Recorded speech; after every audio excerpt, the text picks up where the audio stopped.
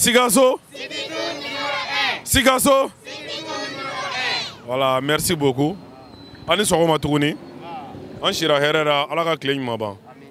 Anw jɔlen filɛ nin ye kɛnɛ min kan, nin ye Babɛba ka yɔrɔ de ye, n'an b'a fɔ ko Babɛba ka Munema. Yan'an ka da don Munema na, an bɛ ɲininkali yɛrɛ kɛ fɔlɔ. Babɛba tun ye jɔn ye? Aw cɛla jɔn bɛ se ka Babɛba ɲɛfɔ an ɲɛna? Babɛba yɛrɛ tun ye jɔn ye? Babɛba tun ye kɛlɛcɛfarin ye mun m'a nin di faso kama. Ale ko ko Babɛba tun ye kɛlɛkɛcɛfarin ye min y'a nin di faso ma. Jɔn bɛ se ka dɔ fara a kan? Babɛba était le roi du Kénédougou. Ale ko ko Babɛba tun ye Kénédougou roi dɔ ye. Babɛba était le petit frère de Tcheba. Merci. Ale ko ko Babɛba tun ye Tcheba dɔgɔnin ye. Jaabi fɛn fɛn dira a bɛɛ ye tiɲɛ ye. An bɛna min fara o kan sisan, Sikaso sigilen Babɛba de kɛra Sikaso masakɛ duurunan ye n'an b'a fɔ ko 5e roi. Sikaso masakɛ fɔlɔ o tun ye Masa Dawula ye. Masa Dawulama Tarawele. Ale neveu min sigira ale kɔfɛ o tun ye Masa Dawuda ye. Dawuda kɔfɛ Ngolo Kunafa nana. Olu kɔfɛ de Tchɛba nana. Tchɛba fana kɔfɛ Babɛba nana. Donc Babɛba min nana ka kɛ Sikaso masakɛ laban ye, an bɛ ale ka Munema nin na. Ale sigira masaya la san 1893. A fatura ka bɛn ni Sikaso ka minɛli ye n'o kɛra le 1er mai 1898. Donc bakuruba la nin ye Babɛba ka kunnafoniya kumabaw ye.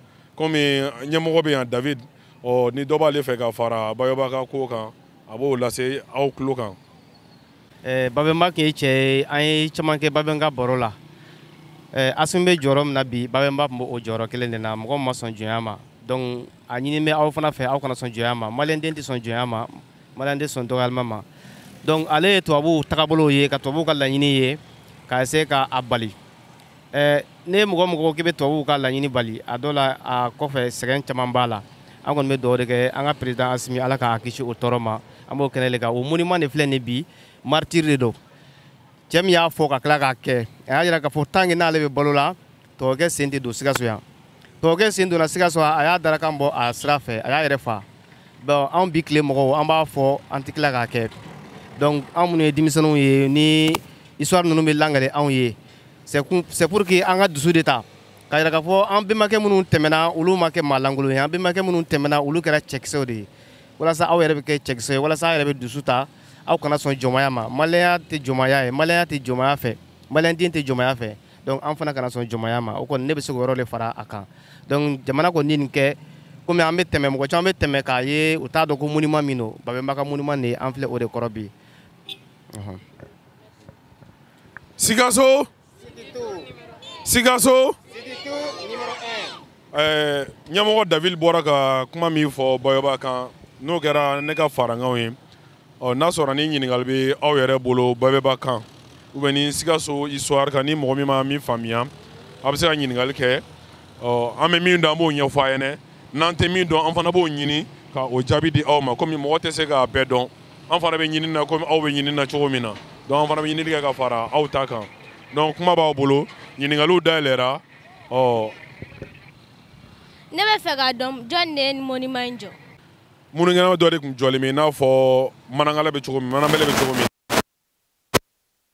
O nana o bɔ yen ka Momo Tarawele n'o ye Babɛba kɔrɔmuso ye, ale ka monument jɔ. Sisan o nana o bɔ yen sisan k'a kɛ Babɛba ye. Mɔgɔ min y'a jɔ, an bɛ se k'a fɔ jamana ɲɛmɔgɔ de y'a jɔ ka fara Tarawele ka bulon mɔgɔw kan. Parce que nin ye martyr dɔ de ye, a sara fasoko de la. Donc mɔgɔ min sara fasoko la, an b'a fɔ o de ma ko martyr. Donc a ka kan an ka monument jɔ, fɛn mun bɛ kɛ o taamasiyɛnw ye, hali ni anw tɛ yen, an denw ni an mɔdenw, an bɔnnaw ka na, n'olu nana ye, o k'a dɔn k'a fɔ ko don tɛmɛna ko cɛ dɔ tun bɛ Sikaso kɔnɔ yan k'a tɔgɔ tun ye ko Babɛba. Ninnu jɔ kun ye o taamasiyɛnw de ye pour que a tigi taamasiyɛnw kana tunu, a image kana tunu dugu la. E y'a faamuya? Ne tun bɛ fɛ k'a dɔn Babɛba bɔra sisan jɔn de bɛ yen? An b'a fɔ ko mɔgɔ tɛ Babɛba place la. Parce que Babɛba a fɔra ɲɛna kunun ko Babɛba de kɛra Sikaso roi laban ye. Royaume banna ka bɛn ni Babɛba de ka saya ye. Donc an ɲɛ bɛ date min na le 1er mai, o 1er mai royaume banna ka bɛn ni o don ne colonisation nana o ra ka colonisation kɛ après indépendance nana donc royaume banna Mali kɔnɔ votew de bɛ kɛra sisan ka mɔgɔw sigi. Ne tun bɛ fɛ k'a dɔn cɛba de ye palais jɔ wa ou bien Babemba de y'a jɔ. Palais duma. Mamelon.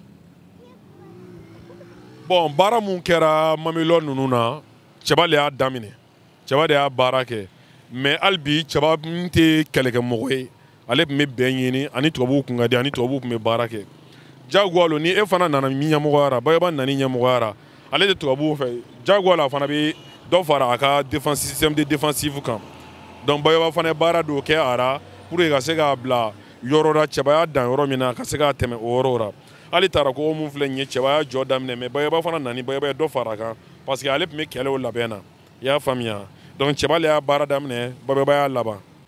Sikaso kɔnɔ Bayɔrɔ kɛra Sikaso masakɛ jolinan de ye.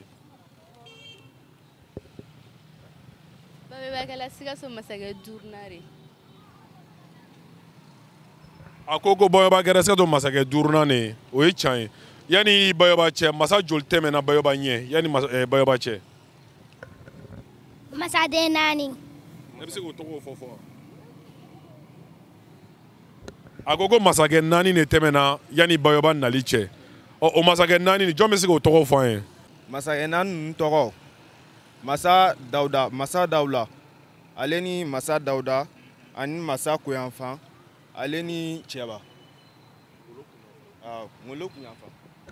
A ko masakɛ naani min tɛmɛna yanni Bayɔrɔ nali cɛ a masakɛ fɔlɔ o tun kɛra Masa Dawulama Tarawele o de ye Cɛba ninnu fa ye ale bɔlen fanga na ale cousin nana n'o kɛra Dawuda Tarawele ye o fana bɔlen o fana neveu nana n'o ye Ngolo Kunafan Tarawele ye olu le kɔfɛ sisan denw sɔrɔla ka gɛrɛ o den fɔlɔ o kɛra Cɛba Tarawele ye ka sɔrɔ ka Bayɔrɔ tugu ale ra donc Bayɔrɔ ale le kɛra Sikaso masakɛ laban ye a y'a faamuya.